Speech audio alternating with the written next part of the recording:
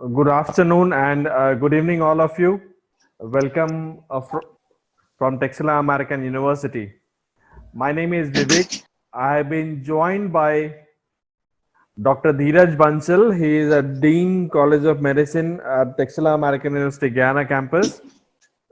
Mr. Balakumar, he is an Assistant Registrar Operations for our Guyana campus. And Mr. Methil Ayapadas, he is our Chief Admission Officer. Along with all known of you, uh, Mr. Arun and Mr. Bonaventure from the university offices.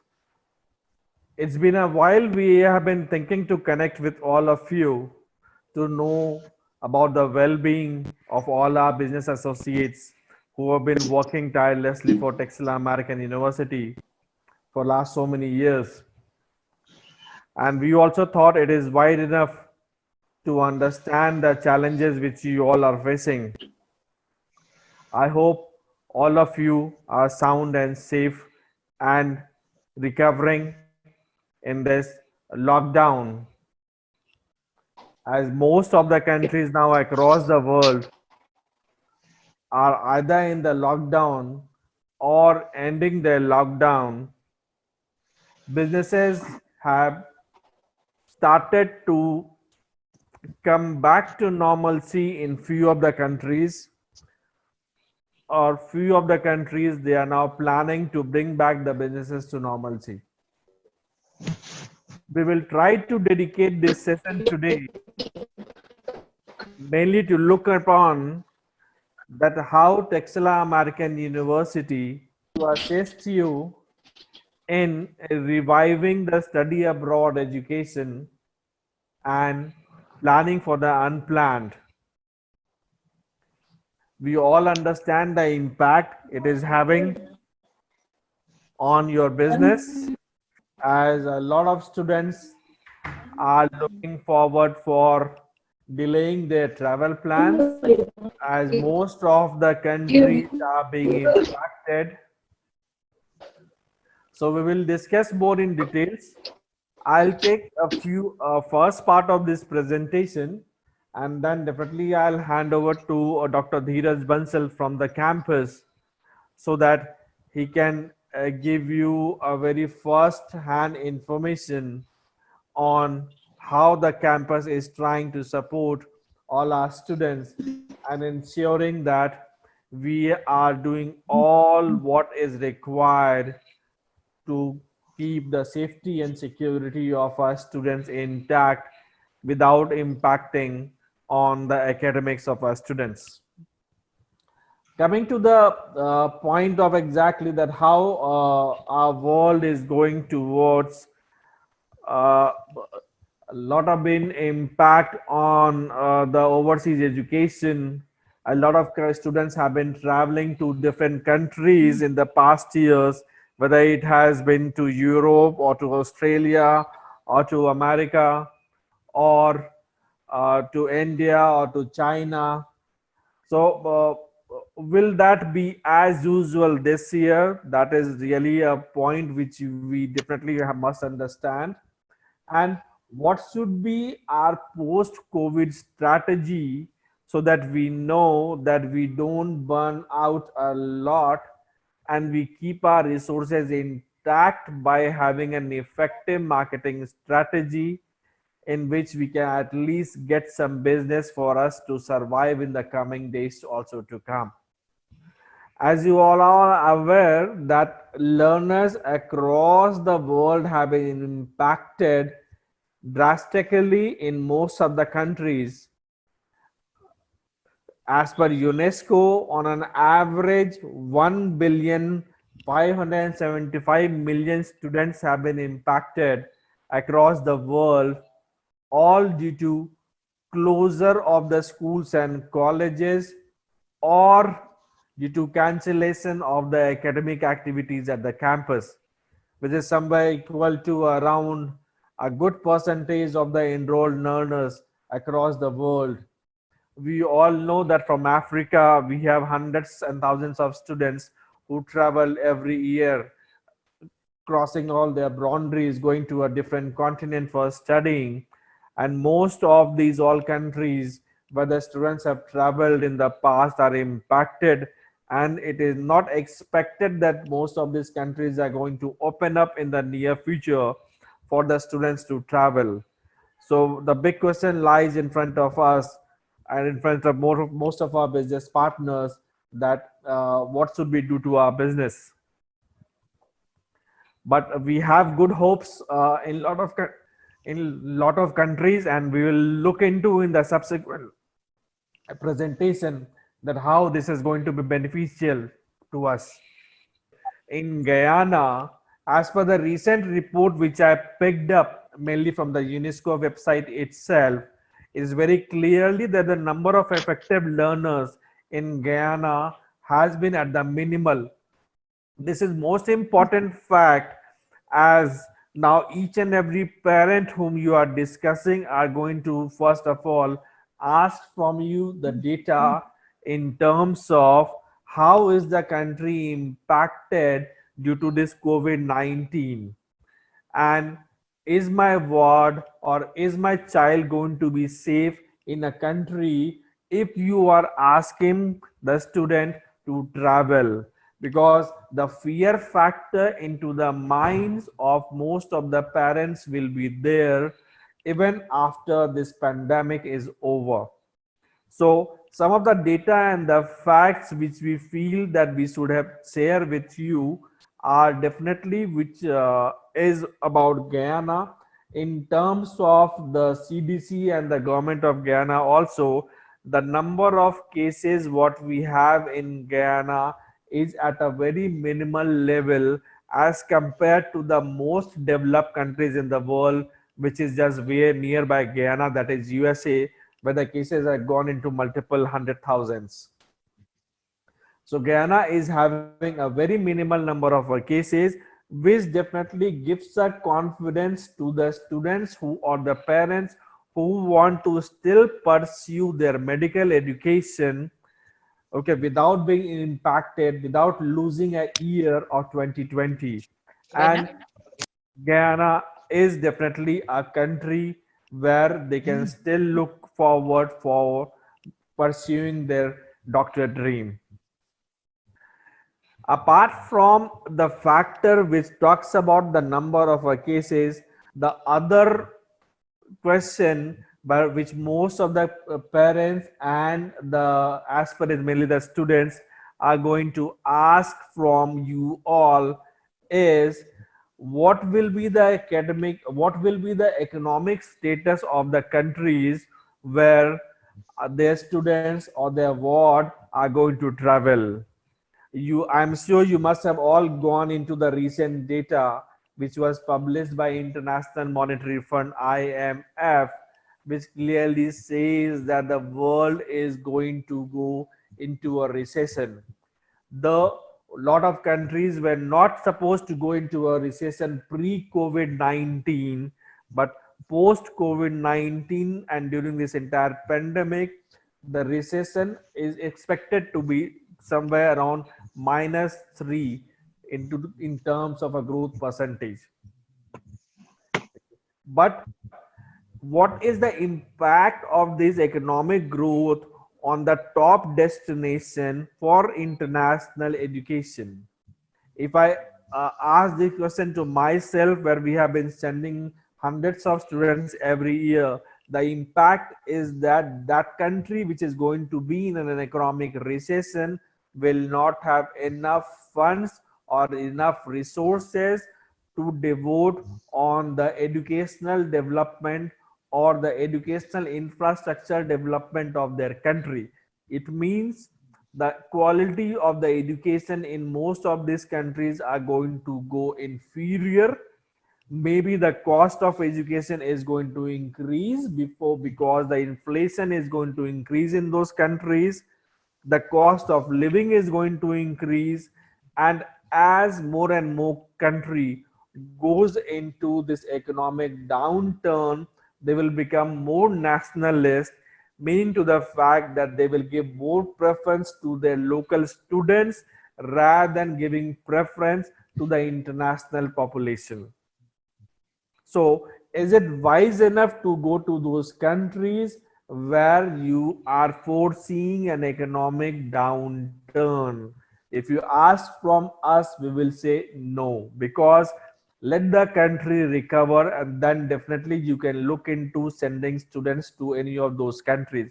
But for now, your focus should be keeping all the students whom you are sending to any of the country to be safe and sound, not only for this year but in the subsequent years also to come. And one of those countries which we are talking about is definitely Guyana. But what will be the impact definitely on this most of the affected countries? If you look into this graph, it clearly says that education is going to be the highly impacted industry in all those countries where the effect of COVID is going to cripple the economy. And you will vouch for me for this fact, which you can see that what is going to happen in USA, what is going to happen in France, what is going to happen in Spain, what is going to happen in Italy, or what is going to happen in China. We all know what is going to happen, because if the economic downturn is there, definitely the money power of the government will not be as strong as it used to be to invest in the education.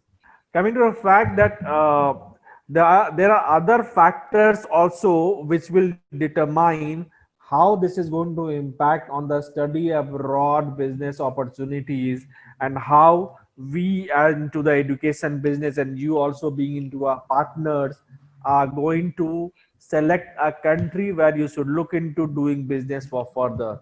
First, as you all know, let's say if you have been dealing with US, you've been dealing with China, you've been dealing with France and other countries, there will be a lot of restriction on immigration. As I told earlier, that most of the countries are going to look only into the local population. In that case, they will not want their scarce resources to be used by the foreign population. So you will find a lot of more restrictions coming up in the coming days in a lot of countries. We have seen that happening in US. We have seen that happening in China. There are a lot of news about xenophobic attack and a lot of other things. Exactly. So those all points will be there, which you should keep in mind before selecting a country. And a lot of countries are going to delay the admission procedures and application deadlines, again, which is going to impact on the academic year of a student, where the students may lose 1 or 2 years in that. There'll be application deadlines changes, there'll be delay in the start dates of most of the courses until in the following semester. Maybe if a course was supposed to start in the month of September, it may not start, because for them it is more important to recover before they start the academic session. So maybe it will go for 2021. So are we going to look into that we should go to 2021, or we should just plan for business this year? And even there are some of the countries who are just trying to switch to the online mode for now. And we all know that only online mode for a medical education is not a viable mode of study. So what should we do? That's a big point exactly. We are looking into some facts that we should select. We should select only the right country based upon the fact that is that country highly affected by COVID-19 or less affected by COVID-19. You can find that data clearly from WHO's website. What will be the economic condition after COVID-19? I'll come to this point also, as the entire economy of the world is going to go into the contraction. Country where economic growth is guaranteed much higher than the global perspective, and definitely it will give us the country most of the economic freedom for them to enforce a better healthcare infrastructure as well as an educational infrastructure also. So this was one of the main points which we're looking into why I was talking. And this economic growth mainly in Guyana is also due to the oil which they have started exporting now. You can also have a question that why Is it that oil is going to have a positive impact on Guyana and not so positive impact on Nigeria or any of the other oil producing country in Africa? It's more about that the oil reserves which have been found in Guyana is in the abundance of the quantity, which is definitely going to have a major impact on the country. And moreover, the local population of the country is not as huge as some of the most populous countries in the African continent. So it is definitely going to have a very good impact on the purchasing power of the locals in Guyana itself. Okay. So this was all about that post-COVID. We have selected the country now where that okay, these are the places where the students can travel, and you can still plan for doing your MBBS abroad admission or medicine abroad admission from Nigeria or from the countries you are from. But do we still keep on spending the money? I don't know. I'll ask Dr. Dheeraj to take it up from here so that he can share some of his more expert advice from what is happening in Guyana and how Excella is supporting. Hello everyone, I hope everybody can see and hear me fine. Depending on which part of the world you are, good morning, good evening, good afternoon, whatever applies to you. I thought I'll just take a few minutes of your time to kind of give you an update on what all we have been doing to ensure first the safety of students here in Guyana, and second to ensure that their academic progress is going on, not affected significantly by this crisis that we all are facing. I wouldn't say it is not affected at all, because that would not be right, but we have minimized, we have tried rather to minimize the impact of this event on the academic progress of our students here in Guyana. Let me quickly give you a little bit more details on these two aspects: the safety, health aspect of the students, which is our top priority, and the academic progress aspect as well. As far as safety is concerned, as soon as there was news of some cases reported in Guyana, which, as you might know, have not been many. I think the latest I heard was 75 cases and 9 deaths, as far as I can tell, the latest update, which is, as you can tell, very, very less as compared to many of the countries worldwide. So it is, in fact, it's not that much here. We are hoping and praying that it remains that way. But still, as soon as we heard about a couple of cases, we shut down our campus. The students were moved to the hostel. And even though there is no movement restriction issued by the Guyanese government, the people are still free to move around, but we went a step ahead and we restricted the movement of our students within their hostel premises. Not locked inside the hostel, because there's a mental issue there too, if they don't allow them to even walk or anything. So we have allowed them to walk around in that area where their hostel is located. There is a huge gate, and that is where we are kind of monitoring that nobody leaves for their own safety, but they can still walk around in the vicinity, or the scheme area as we call it. And yes, they can still go if they have some emergency, but they have to take special permission, and we monitor very closely who's leaving, and we ensure that they are all protected, wearing masks and everything. To also restrict their need to go out, we are trying our best to provide all the groceries they need, food items, milk, etc., in their residing premises.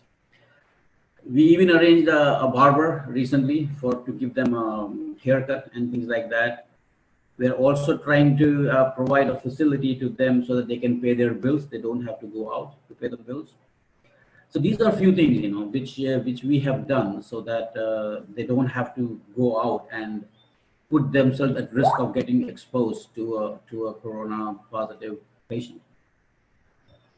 We have also distributed masks from our side to them so that they don't have to go looking for masks, because as you can imagine, getting a mask itself had become a challenge. So we have given them masks so that they can cover themselves. We give them, I actually personally give them regular updates on what is happening, what is going on. They have access to me via Skype and WhatsApp, and if they have concern, they can contact me directly. On top of that, our student manager is required to visit them regularly, to meet them in person and to find out if there's anything bothering them or they have any problems, and then he updates me regularly on that. Uh, for any health issues, just because there is corona doesn't mean other health problems will not happen. So for any health issues, we have given them a separate number which they can contact if they have any health related issues. And mental health, as we all know, it could be a stressful situation, and it could be a mental health issue as well. For that, they have a separate number so that they can contact their psychological counselor. These are certain things that we have done to ensure their health and safety. We keep talking to them to know what their needs are, and accordingly, we try to make arrangements for whatever they ask us for, within, of course, feasible boundaries. Uh, Coming to the academics part of it, suddenly it hit us as well, like it did all the other institutions all over the world. But I'm very happy and very proud to say that our team and our faculty adjusted very quickly to this new challenge. It was a challenge for all of us to provide the academic which was given in a campus scenario on an online setup. But I am very glad and very proud that they all adjusted very quickly. So as things are today, all the classes as they were running on campus are being conducted online as per schedule. So they are not missing out anything. There are a couple of classes which were lab-based classes, which needed interaction and skills-based. Those we are not offering currently. The reason is very simple. As I told you earlier, Guyana is not hit that badly by God's grace.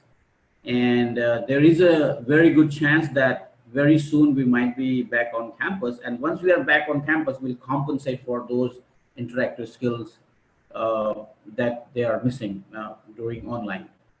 Having said that, we are also prepared for a scenario in case, God forbid, things get worse.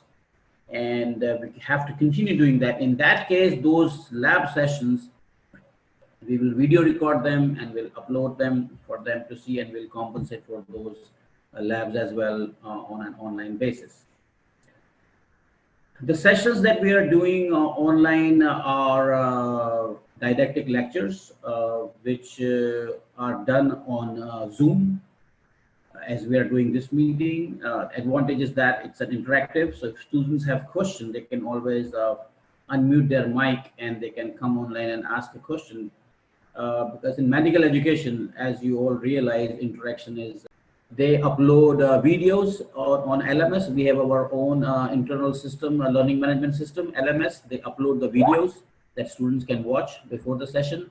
They upload articles for them, which students can go through before they come for the class. So we are trying to make it as effective as possible so that students get the required knowledge for medical school that they are supposed to have. We also do much more assessments online, because in class is very easy. You can imagine, you can just point out, tell me what you understood, and you can point out other students, did you get the concept or not, which is not possible online. So we have instructed them to do a lot of assessments in form of MCQs, which are given to them online, which they then answer, and the faculty has an idea how much knowledge has been acquired by the medical student through that session.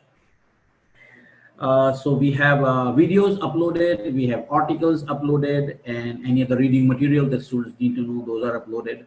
And the interactive sessions, those are the academic sessions that we do. Assignments are also being given online. Assignments are given, students do the assignment, they submit it online to the faculty, faculty grade them, and that's how they get their assignment grades. The next exam is coming up, which is the midterm exam, and we are all prepared to conduct that exam also online. So we are also adopting as we are going through this process. But as I said, I'm really proud that our faculty has really risen up to the occasion and are doing a very good job. Uh, how I know this? Because very frequently I get update from the students. I talk to the class representatives every 15 days. And all the students have access to my email or my WhatsApp account or my Skype account, and I keep getting from them. When I talk to them randomly, I have not heard any student saying that, I'm not satisfied with what kind of things are being done, which is my biggest assessment of how effective things are, what we are doing. As I told you earlier, the student manager goes very frequently to talk to the students, and he also reported back to me saying that students are not complaining at all based on the material given and the interactive sessions happening. The only complaint that I heard was from MD1 actually, and they complained that there's too much information. And I told them that you're an MD1 of medical school, first semester, and it is very natural for you to feel that the information is too much, but this is medical school. You have to have all this information. Once you get used to it, you will feel differently. But MD2, MD3, MD4, these people are very satisfied with whatever we are doing. Uh, Skills lab is something, again, as I was telling you earlier, that we do for our students, a clinical skills lab. As I said, once we are back on campus, which is highly likely, we'll start doing those labs on a much more frequent interval to compensate for the lost time. But in case the campus does not open, we will video record those skill lab session and we'll upload those videos online so that they get exposed to that part as well. Now, coming to the clinical side of the students, the clinical students are also having lectures online by our clinical faculty. And every week they go through lectures and a case discussion, because clinical rotation is all about interacting with the patient and learning about how to manage the patient. So there is a case discussions every week for those students that we do. As you can understand, a clinical is more challenging than basic science, because clinical is all about hands-on interaction with the patient. Again, we are doing the didactic lectures right now because chances are they might be back in hospital soon. In case they do not, or something goes wrong or it is delayed, then we are prepared for that too. We'll ask all of our clinical faculty to video record the interaction with the patient as they are talking to the patient, taking their interviews, or the resident is taking the interview, and that video recording will be available either live or the recording will be available to the students, so that they get to also see firsthand how patient interaction is done, how do you talk to the patient, how do you take history and things like that. So that's what we are planning to do for clinical students. So this is in short what I was trying to tell you about the two main priorities that we have. Priority number one is safety and health of our students, and second about the academics. So that's in short what we have done to ensure both, that they are safe and then academic progress continues as desired. If you have any questions, I'll be happy to answer. My name is Michael Ojo from Nigeria. I want to quickly, I want to raise a question. One of the students on campus yesterday, I got a call from the father yesterday that the students are not getting a nose mask as promised by the school, though the student still stays on campus in the hostel, not outside the school. Not that she got a private apartment, she's living in the school hostel. She said she didn't have a nose mask.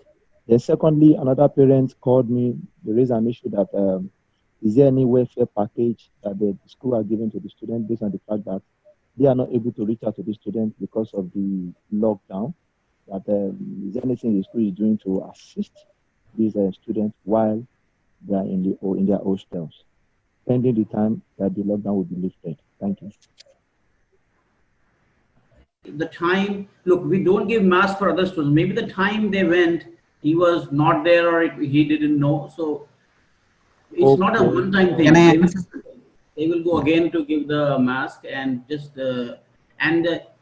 if any student, just tell the student if he has any problem or didn't get mask, just get in touch with me and we'll make sure that he gets Okay. one.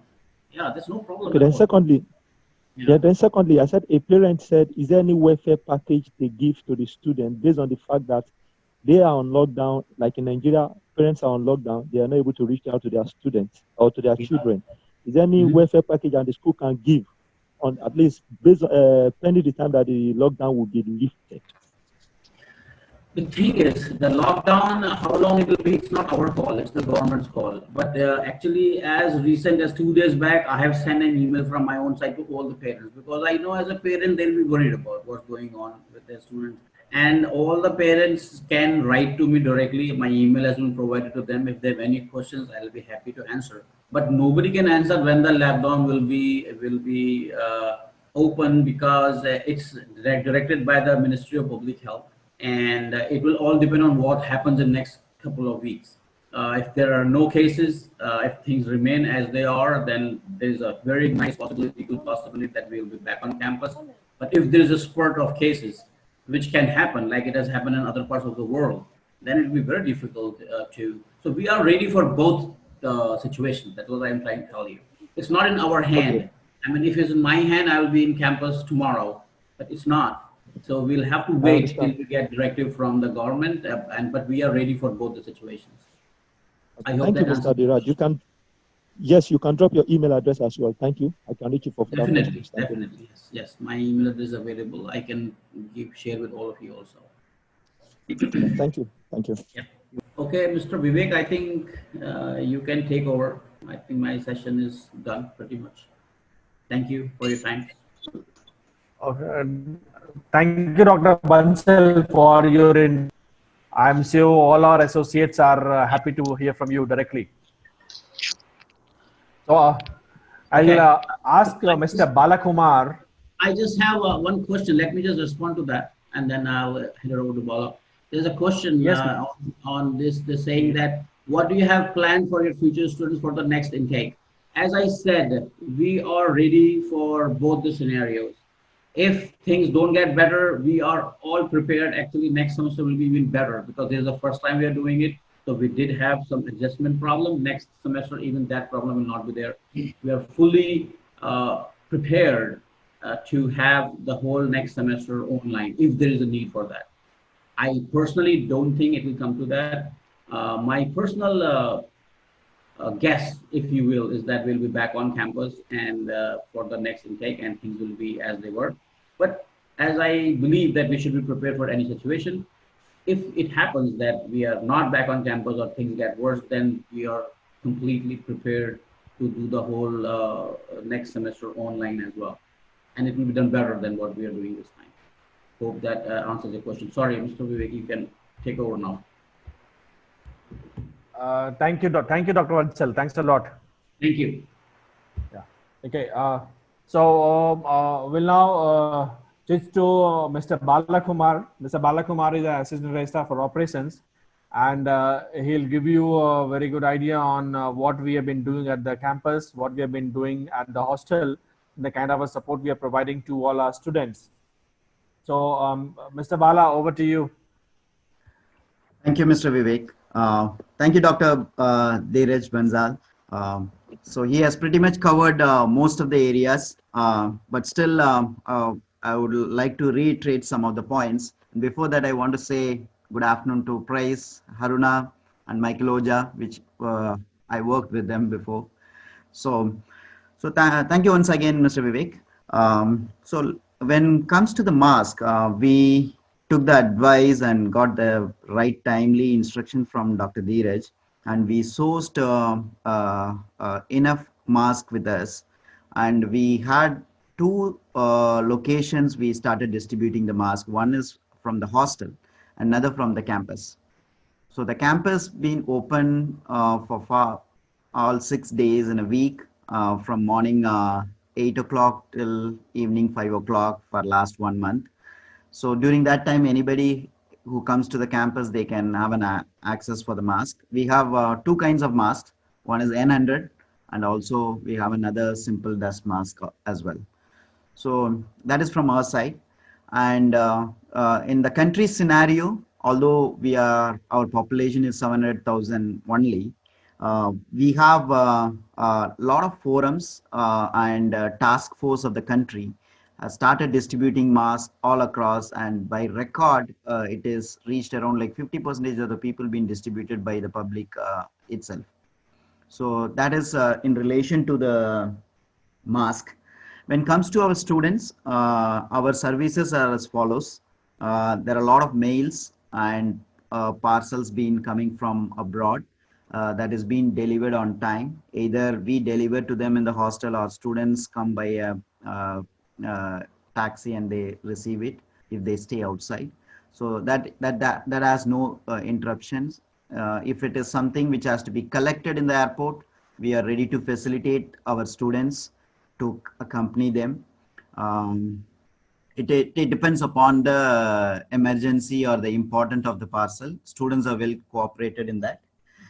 Yesterday also we visited the hostel. Now the hostel is 24 hours stay place, where they look for a lot of activities as well. Although they are engaged for a lot of hours in internet, we make sure that like the internet have an uninterrupted connection. Even though we have our IT team available all the time, and we have a proper backup in terms of power, water supply, all those things are intact. As Dr. Dheeraj mentioned, we are not fully locked down as a country. The advantage is the population is scarce, and the distance between one house to another house or the building is little far. And we have a restriction from the government from evening 6 o'clock to morning 6 o'clock. There is a restriction. But apart from that, wherever you go to supermarket, they have a restricted movements inside. Only 5 to 10 people at a time can enter a supermarket, and they have fully sanitization processes there. So those things are all taken care, and we facilitate for any emergency by 24/7. Our security team are available, and we have protocols in case of emergency, and we have a team as a group, like always active to respond to the emergency with the experts like nurses as well as with the doctors. And coming to the accessibilities in terms of groceries, as he mentioned, we have all the options, and it varies for the different budget also. So we doing our best to reach out to the students. Student affairs team doing a greater job in terms of reaching out to the students, whether they are in the hostel or outside the hostel. They are all connected through three different levels. One is student affairs or administrative level, and also through the faculties. So they are all well connected. If somebody is not connected for a few days, they've been actually checked by the student affairs, either by WhatsApp or email or phone call, or if it is required, we do ready to visit. So these are the services for now, and we keep ourselves abreast with the information what is going across the country through different forums, like we are the member of private sector, Georgetown Chamber of Commerce, and also we are involved in other forums and a task force of the country. So we could able to have a first-hand information what is progressing. As of now, we have 75 cases, we have 12 recoveries and 8 deaths in Guyana. So it is, I would say, like pretty controlled when compared to other countries. And now private organizations are also allowed to do test and sampling. So it is a big move now. So putting all together, we would still claim that we are in a safe zone. And of course, there are a lot of implications are there in future, of course, in terms of economy, but we still try to do what we have to do. And also we expect a lot of things in terms of like we might look for a new travel route that might emerge in future. And also the immigration policies might change. But I would say like we already have a different travel route other than the major transit like New York or other European countries. So this is from our desk, from the operations. I'd be glad to answer if you have any questions.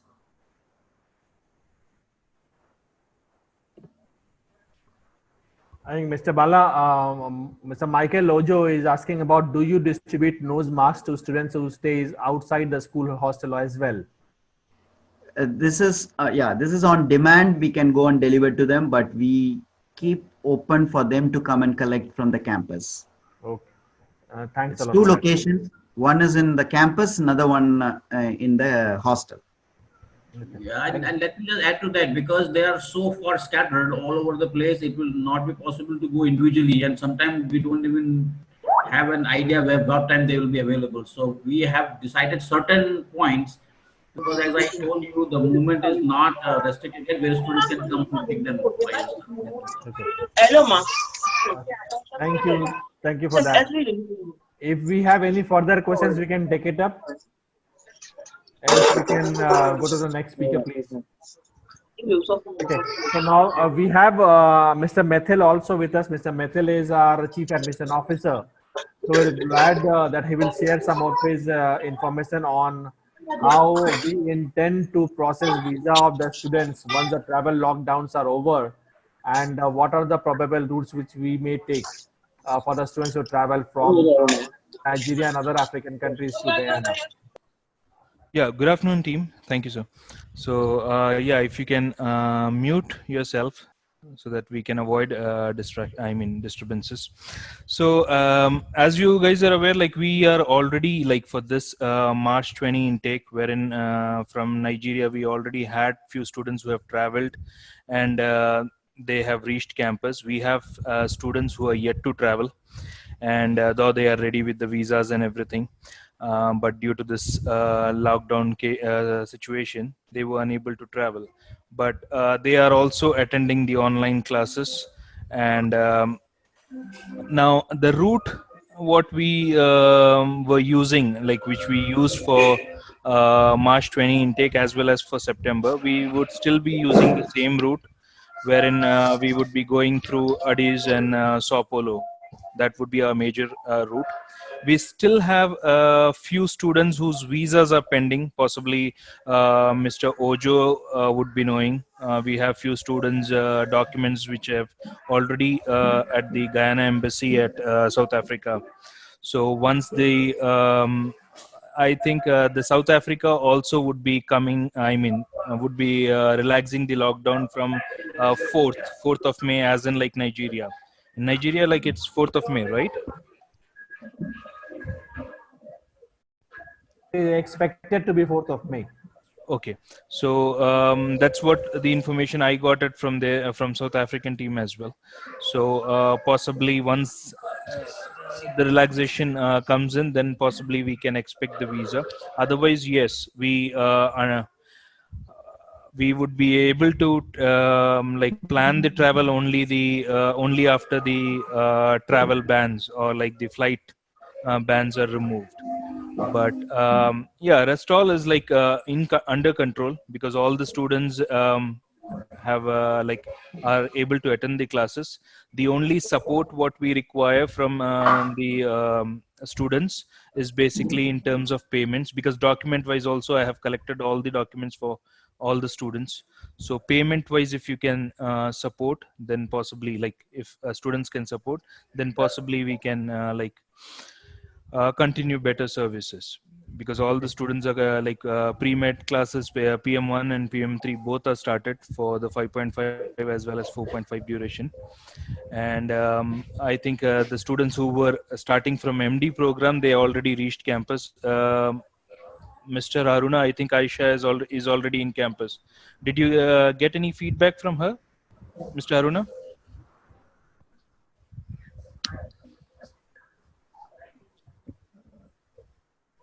I think Mr. I think Haruna is on mute.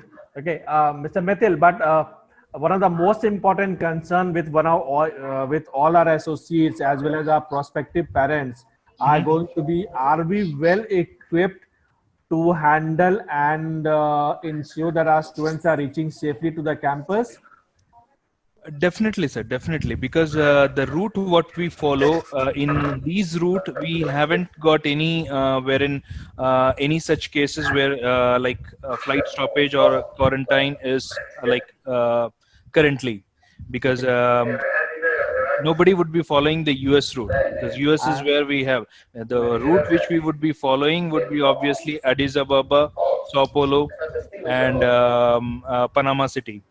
okay. We have few cases in Panama City, but we haven't got any such update wherein like the flights would be stopped or anything. But as soon as the flights would start, definitely this route would be obviously open. So we should understand that we are well prepared once the entire lockdown is over and the travel restrictions are over across all the countries where our students are going to travel from. Definitely, We definitely, will sir. be taking care of the students' travel, Definitely, sir. Definitely. and business will be as usual for us, for all the students, and to support all our associates, right? Correct. Correct. Absolutely, sir. But Absolutely. it's very important for us to give that confidence to all our associates. No, no, And moreover, definitely, we sir. all Regarding. know, Mhm. yeah, Sorry. moreover, as we are saying that we all know that now the students will not be or the parents will not be willing to travel to any of those infected countries such as China and other places. Correct. So we all expect a big surge of students to come from Nigeria and other countries to Guyana because of the economic growth they are going to have. Yes. So we must assure and we must ensure that all our team are well equipped and available dedicatedly to support all our associates in ensuring a good business for 2020 also. Correct, because most of the associates, being like Michael Ojo or Aruna, I have already worked with them, so they would be knowing. Definitely, because as long as this, I mean, once this ban is removed, we can definitely have like make all the students travel without any difficulties. Thanks a lot for that. 101% sure. Yes, Thanks a please. lot, Mr. Mithil, for that. Okay, okay. Seems that we don't have any further questions, but I will also like to ensure and assure all of you that our team are available 24/7 to interact with you for any queries which you may have and to support you in the business. I had few more slides with me, but I will like to share those things once we are doing the second webinar with all of you, which will talk more about the marketing strategies which are more cost effective, which we should do in the coming months, where we can conserve our money with us and use it effectively for the marketing strategies which we are going to do in our respective countries. So we'll discuss more on that once we're doing our next webinar. Till now, I would definitely say all of you, please be safe, stay home, and do maintain social distancing. That is very, very important because we want all our associates to be strong enough and to be in the business for long term, so that we know that we are also in the business. Thanks a lot to all of you. And if you have any further queries, please you can post it to your respective managers whom you are interacting with. Maybe Mr. Arun is there, Mr. Bonaventure is there, and Mr. Solomon is there. All of them are there. They can just assist you in any kind of a questions you are having. Thanks a lot, and do enjoy your evening. Stay safe. We all hope to meet you again back in our next webinar. Thanks a lot.